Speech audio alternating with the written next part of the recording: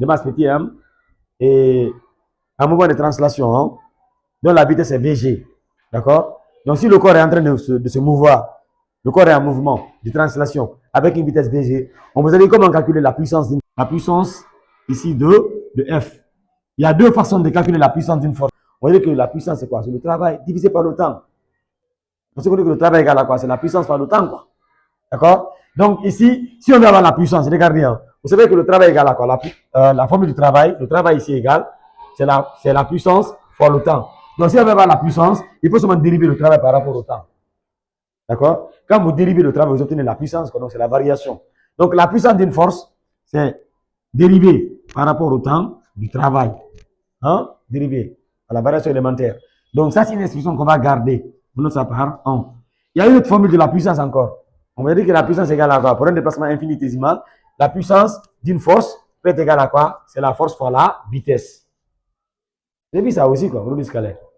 Hein? Donc, la puissance d'une force est égale à quoi? Deuxièmement, la puissance d'une force égale ici à la force multipliée par la vitesse, quoi. Il y a la formule là aussi. Maintenant, qu'est-ce qu'on va essayer de faire?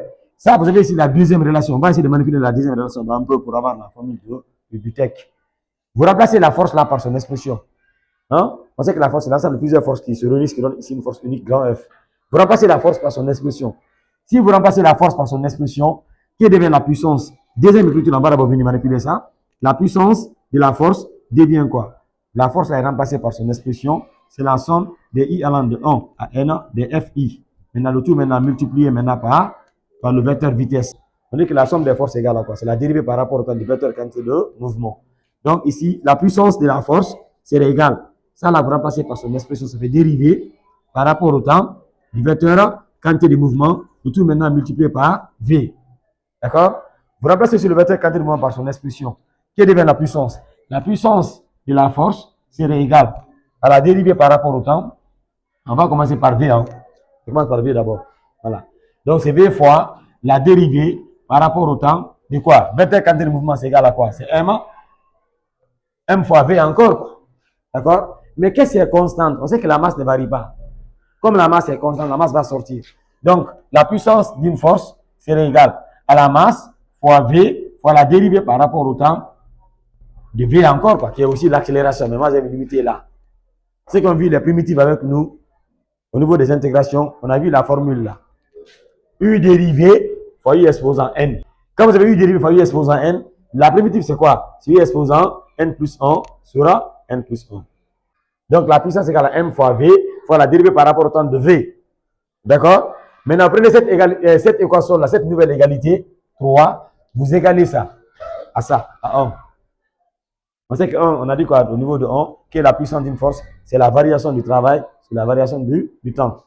Donc, si vous remplacez la variation comme la dérivée du travail par rapport au temps, ici, vous remplacez la puissance dans son expression, c'est-à-dire 1 égale ici à 3. Cela revient à dire quoi?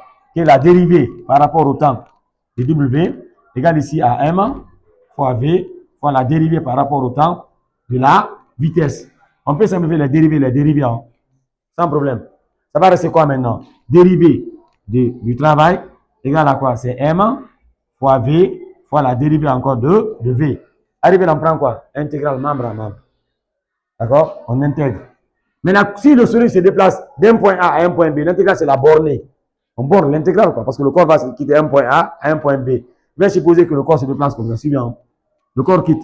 Ça, c'est le solide S. Il quitte un point A, il vient à un point B. Ça, c'est le solide S, caractérisé par ce centre d'inertie G.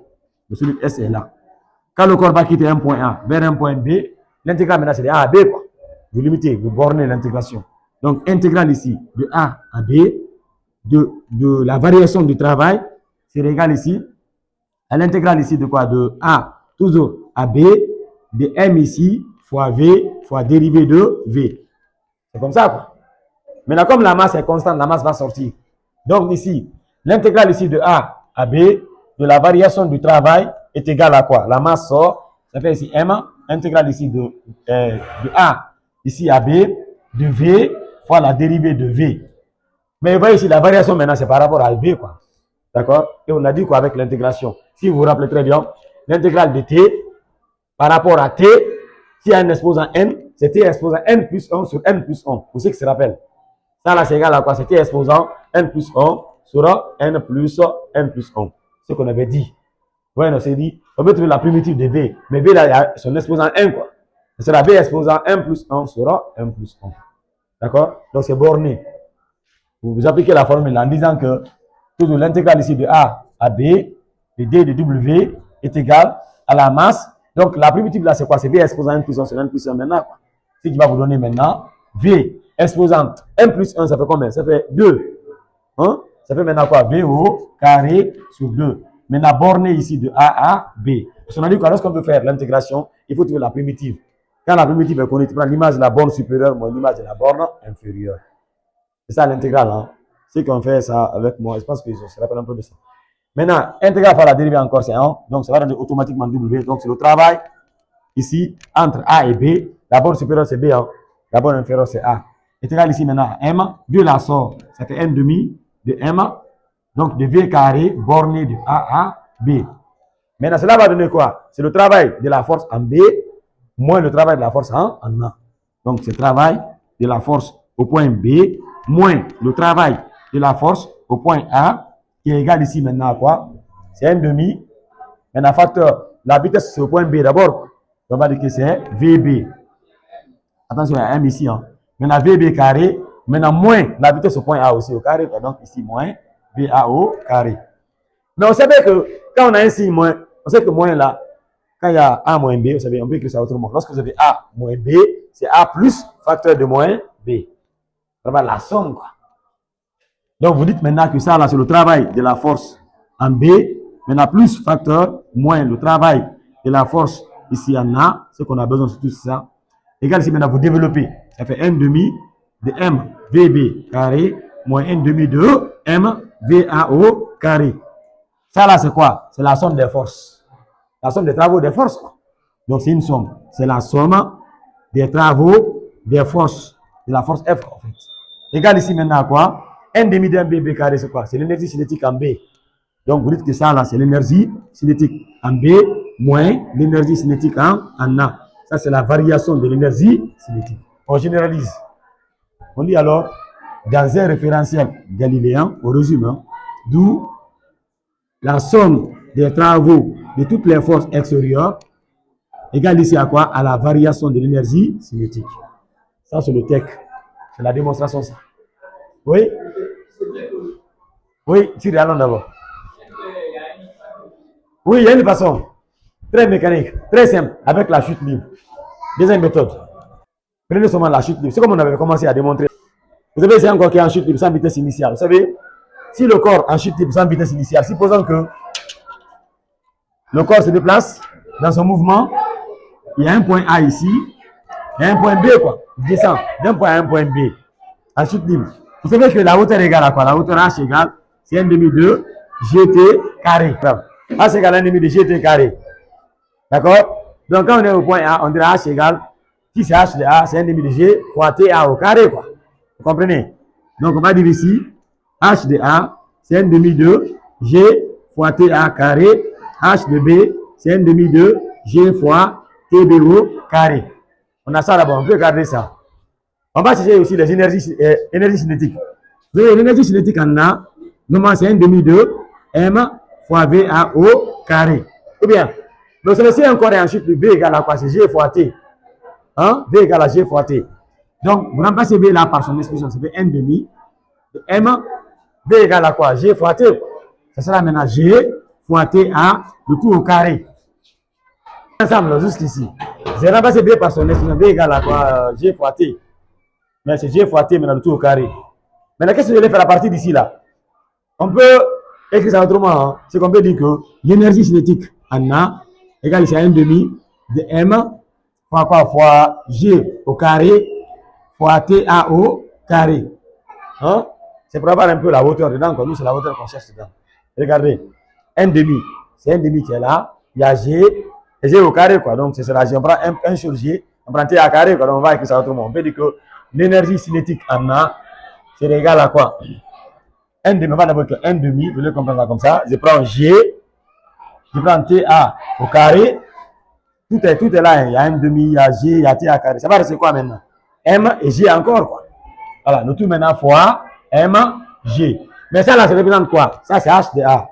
Donc l'énergie cinétique en A égale à quoi? L'autre là c'est quoi? C'est le poids, non? M fois G c'est le poids. Ça fait maintenant P fois H de A. Maintenant P fois H, ça représente quoi? P fois H. Énergie potentielle. Donc ça c'est énergie quand même potentielle. Mais nous c'est la variation. D'accord? Et cette énergie potentielle égale à quoi? Le travail du poids égale à quoi? Ça fait quand un corps en chute, phase descendante, le travail du poids, c'est P fois H encore, quoi. Ou bien, P fois H, c'est l'énergie potentielle encore à ce niveau-là. Donc ça là aussi c'est égal au travail du poids. Mais au point A. Maintenant c'est la même chose encore au point B encore. En même manière. Donc de même ici, l'énergie cinétique en B égale à P fois H de B égale ici à l'énergie potentielle en B égale au travail du poids en B. Hein? Travail du poids en B. Travail du poids ici.